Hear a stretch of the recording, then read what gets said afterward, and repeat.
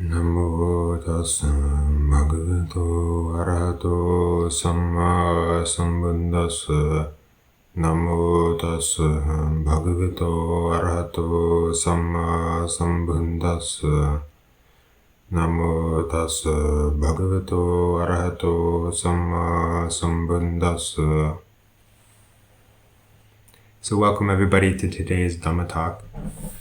Now the Vasa season is more than 2/3 over, and so we have only a few more talks before the Vasa will end, and at which point I'll be leaving this monastery for a new location.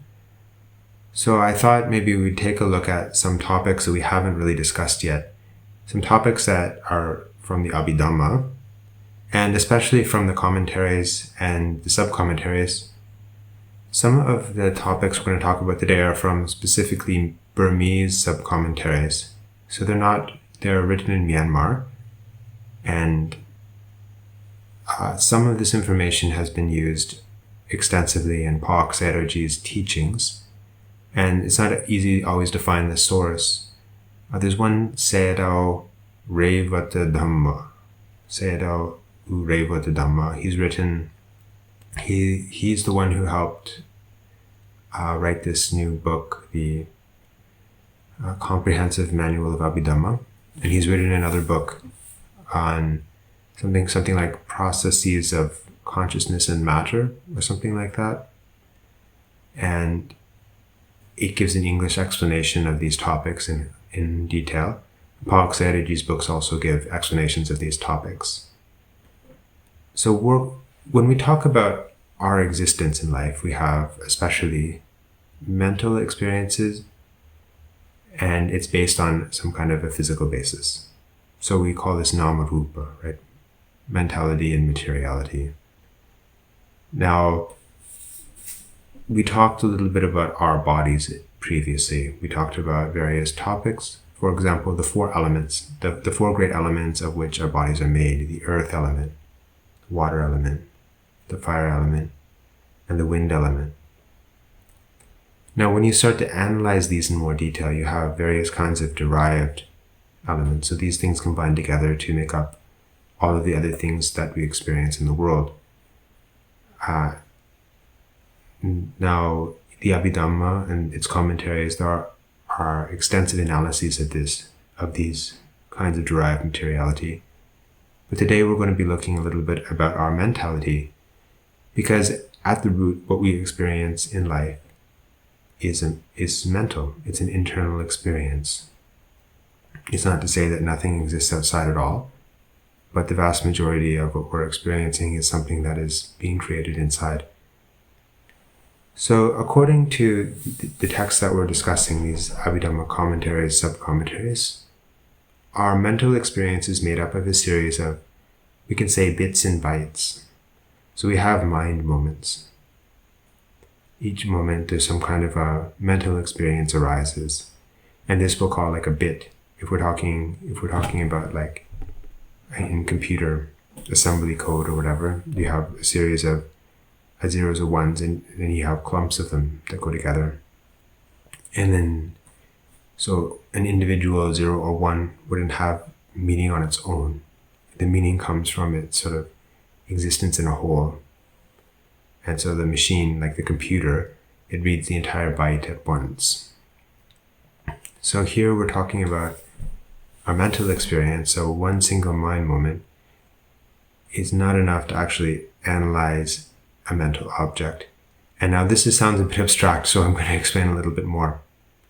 So according to this kind of analysis, every moment of our experience, we experience in some kind of mental object. And together with that mental object, we have various kinds of attitudes and intentions that arise towards it. We call all of these attitudes and intentions the chaitasikas, or mental factors. And so let's start with if we have, for example, so we'll talk about the sense consciousness. So we have 6 kinds of consciousness to start with. We have consciousness connected with the eye, so visual consciousness. We have consciousness connected with the ear, the nose, the tongue, the body, and we have the purely mental consciousness. So if, for example, we see some kind of an object, then some kind of consciousness arises together with that visual object. So there's a physical striking between the light and the sensitive matter in our eye. And based on this, a series of analyses arise in the mind. So if you see a ball one time, then our mind, the actual contact with the eye is very short compared to the amount of time that is spent by the mind going over this again and again, identifying it and thinking about it consciously and unconsciously. So let's break that down a little bit more. We have what we call the chittaviti, or this is what I was talking about as a bite, and it's a series of these mind moments that the mind that puts a series of mind moments together in a meaningful way. So, for example, you see a ball, and that ball is a basketball. Now, when you first see the ball, then this contact at the eye door is that we call the eye consciousness.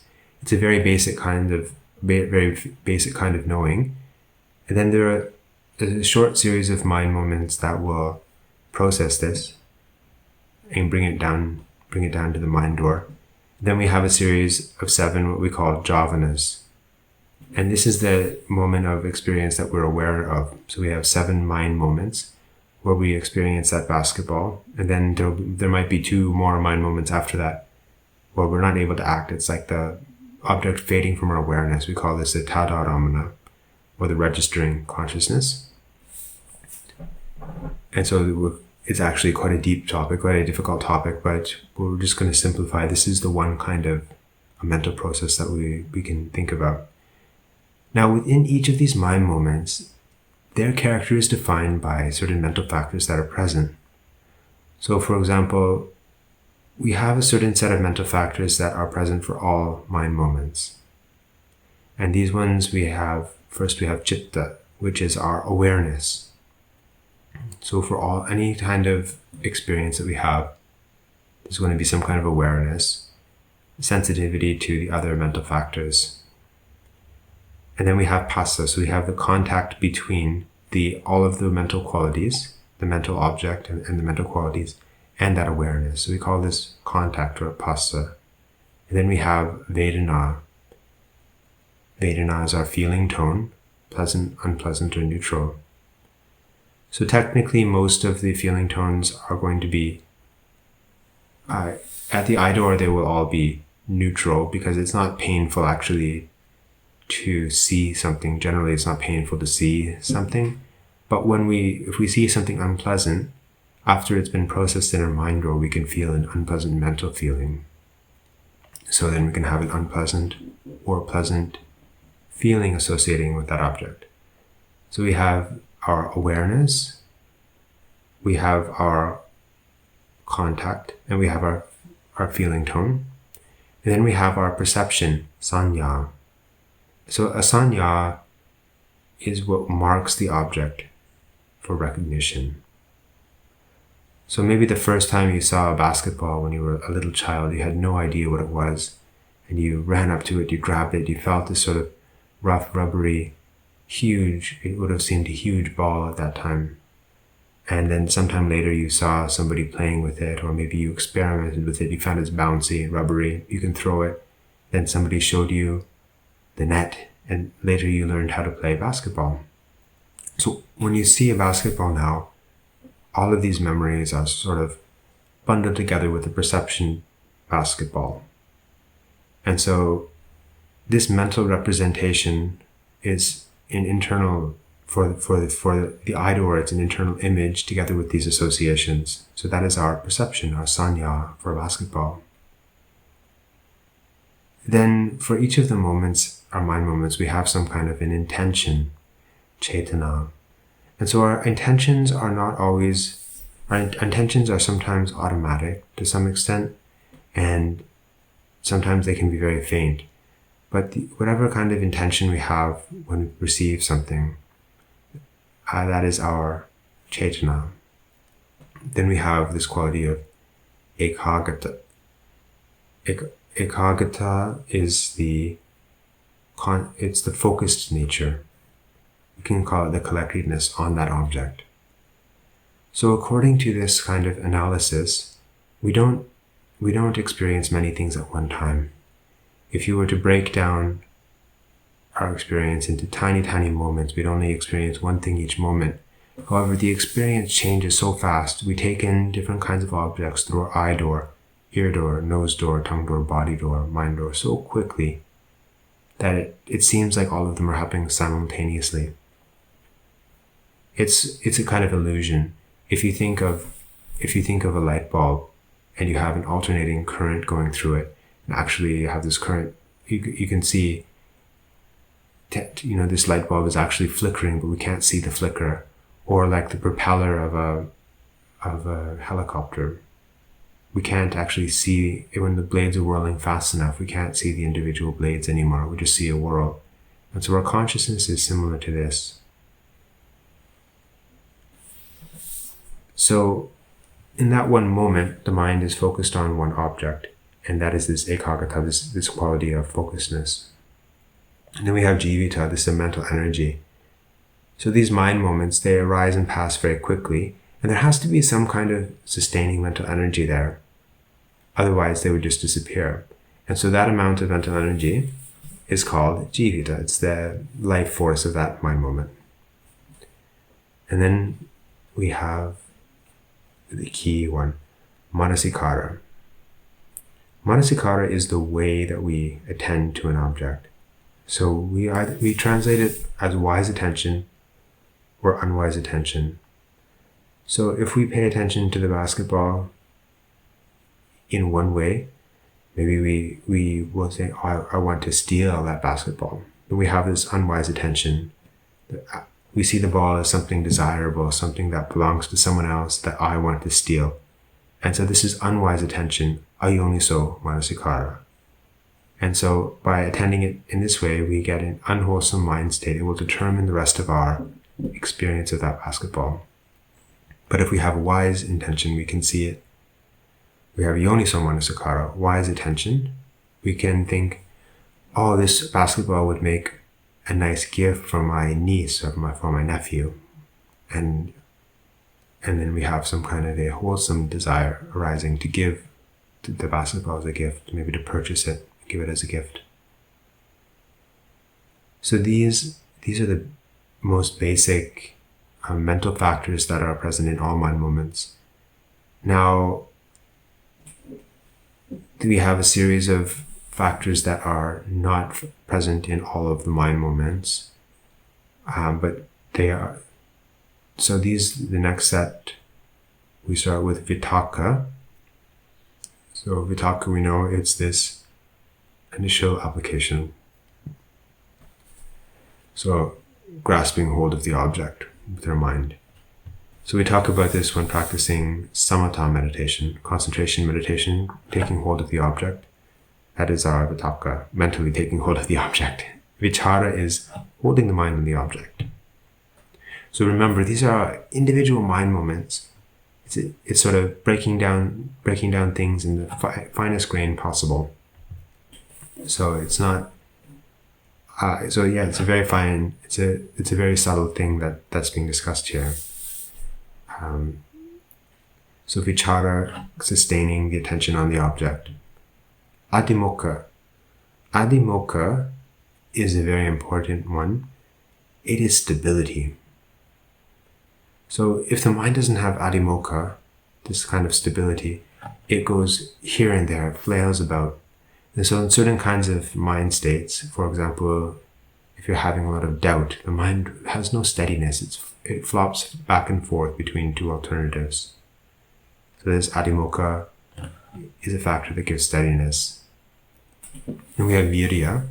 Virya is energy or effort. And so later when we go through, if we might not get a chance to go through all of the different mind moments in a mental process, but some of the mind moments, most of them will have these qualities, but some of them won't.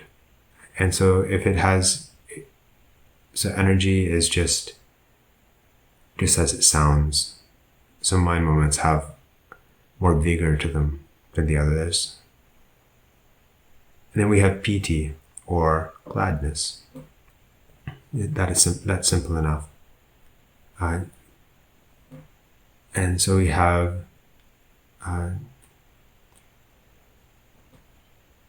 chanda, liking for the object. So if there's not some kind of liking for the object, then the mind won't want to stay with the object. So the mind has to, if anything is coming into your experience, something has drawn it to your experience. And then this kind of attachment that is associated with that being drawn to the experience, we'll call chanda. Now, after that, so those are all morally neutral mental factors. So depending on what happened with this stage of manasikara, whether we had wise attention or unwise attention, either we'll get some kind of wholesome or unwholesome mental states arising.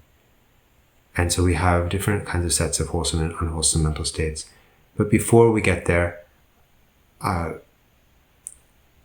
we'll talk a little bit about what happens because we say when the object arises. Well, what happens before the object arises? So we talk about what we call the bhavanga consciousness. And the bhavanga consciousness is something that has occurred is the object that arose near to the moment of death.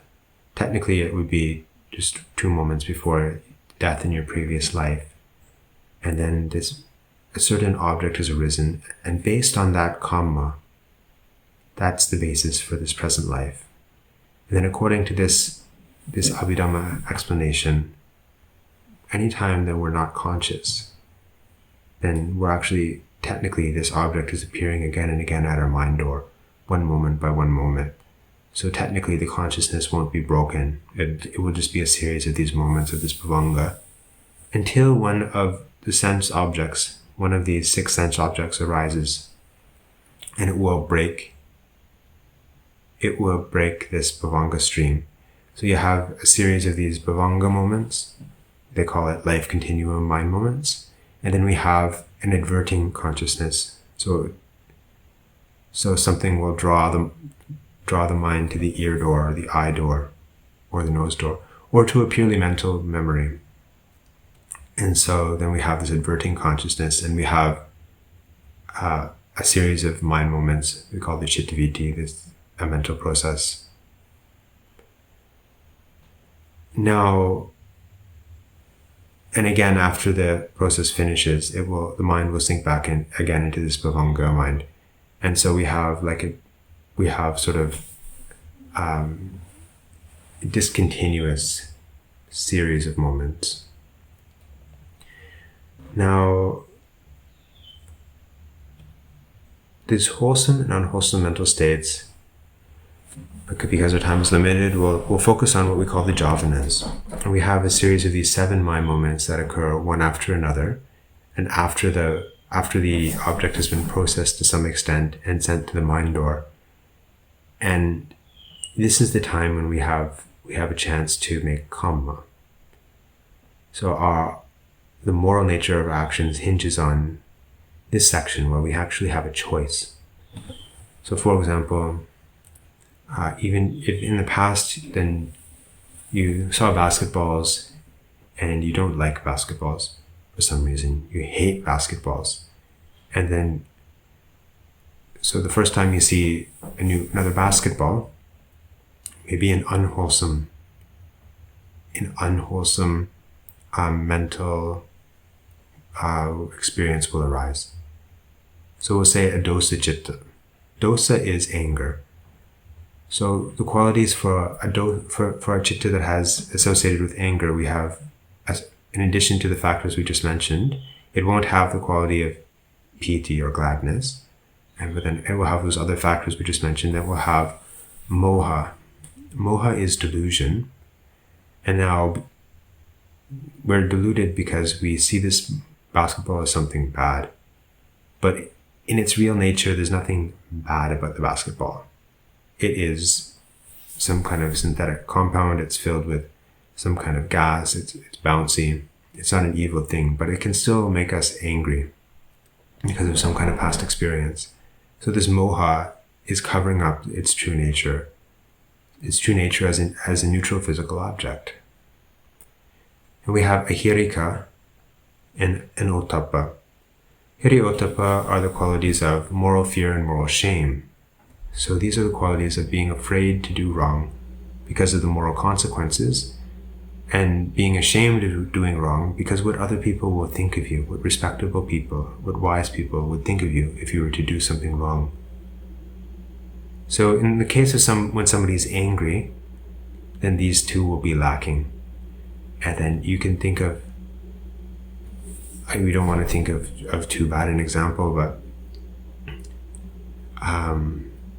maybe we take an example from literature. We don't want to take an example from real life, but you can take an example of from the play Macbeth, Shakespeare's Macbeth. And Macbeth is going to murder King Duncan, and then the knife is pointing towards the room, and he goes into the room and he kills King Duncan. Then he comes out, and then he comes back and is talking with Lady Macbeth. And so at that moment that he's committing the murder, it's like he's been abandoned by his moral fear and moral shame. But later, of course, both of them have a lot of fear of what people will think if they found out what they did in murdering the king when he was a guest in their own home. So this is not just in literature, in real life too. When we do something like this, we feel like, it was very foolish to do that. Now I have like regret for a whole life. I've done something wrong. So, and the absence of these things are considered like palpable mental factors here. Ahirika and ottappa. So lack of mental shame and lack of mental fear, or moral shame and moral fear. Lack of moral shame, lack of moral fear. We have uddhacca. Uddhacca is restlessness. And this is an unsettledness that impels one to act in these negative circumstances. So uddhacca just means restlessness, and it can be a pure restless mental state where you're just restless, you don't feel like doing anything, but you just feel unsettled. But in the case of when somebody's angry, it kind of stirs them up to action. They don't feel settled. They can't stay quiet and calm. There's something that's stirring them up all the time. So this is another mental factor. And then we have hatred itself, dosa. So you've seen the basketball and you become angry. And now, once this has happened, then we have this experience, then we have some kind of unwholesome jhavanas arising. So this word jhavana means running, and as I said, it's a certain kind of mind moment. It's this kind of mind moment in which we have the volition to actually make karma.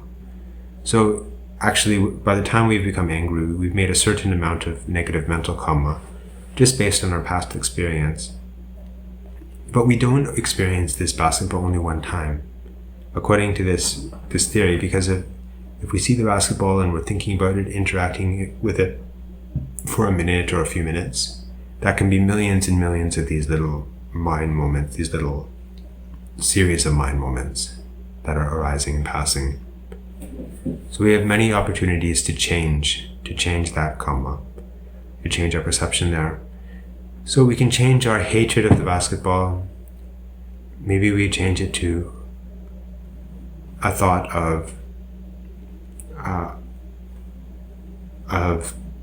generosity, as I said. So maybe we'll try to forget our bad experiences with basketballs and think of how this is a useful object. We would like to give this object to somebody.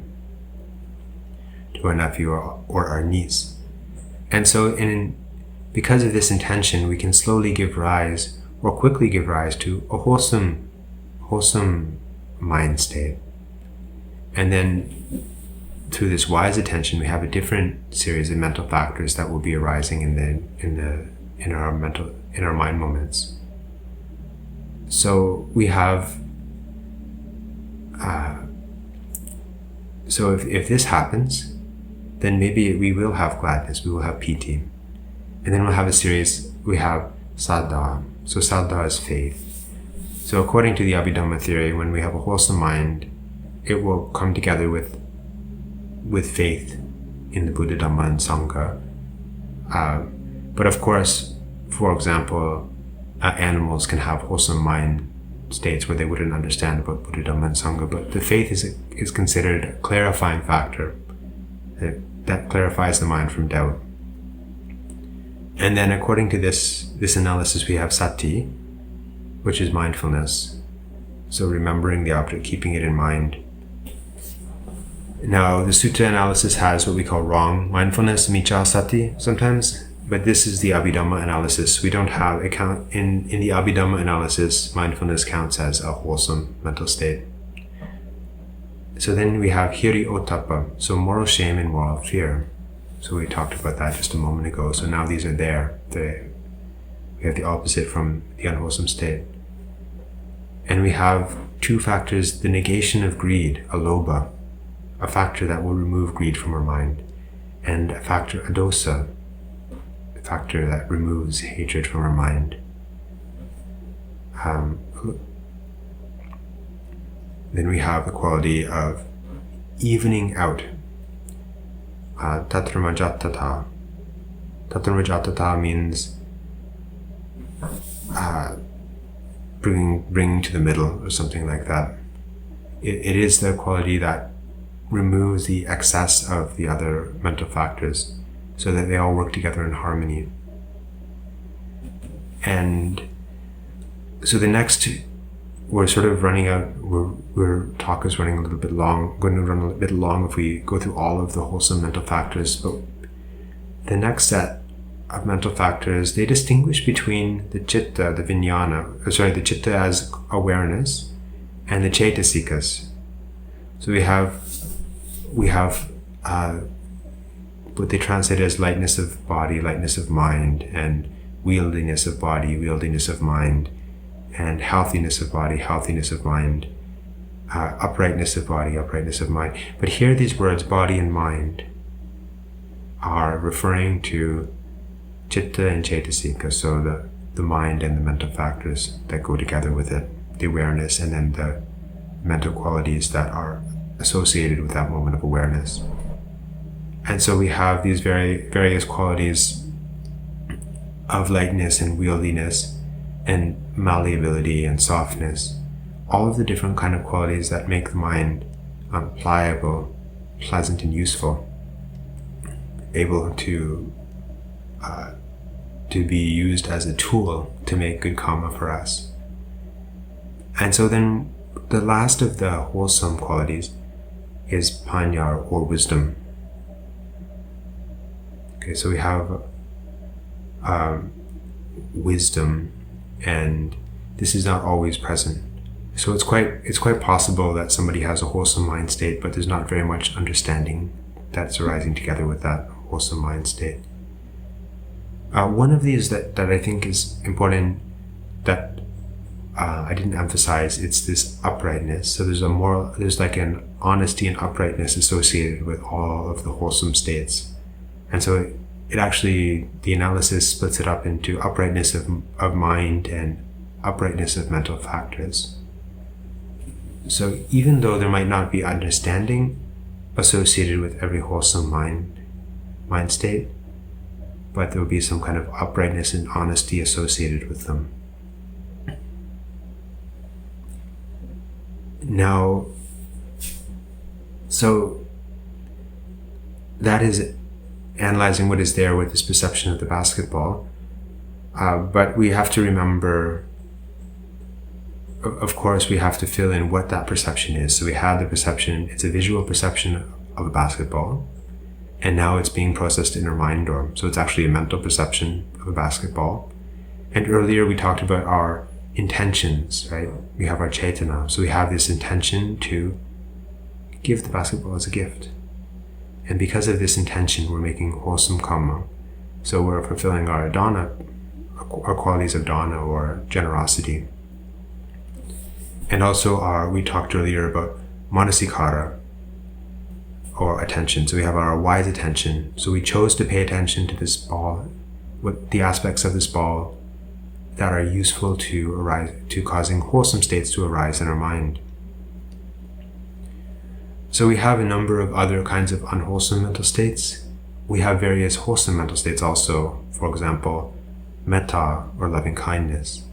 In the unwholesome mental states, we have things like jealousy and envy. So depending on how many talks we have in the future, depending on people's interest, maybe we can discuss some of these in detail a little bit more. But I hope this has been helpful for those who are interested in the Abhidhamma analysis and interested in the Pawak meditation system. So I hope that it will be helpful for you and that you may be happy, healthy, peaceful and content, and swiftly attain the peace of Nibbana. Sadhu, sadhu, sadhu.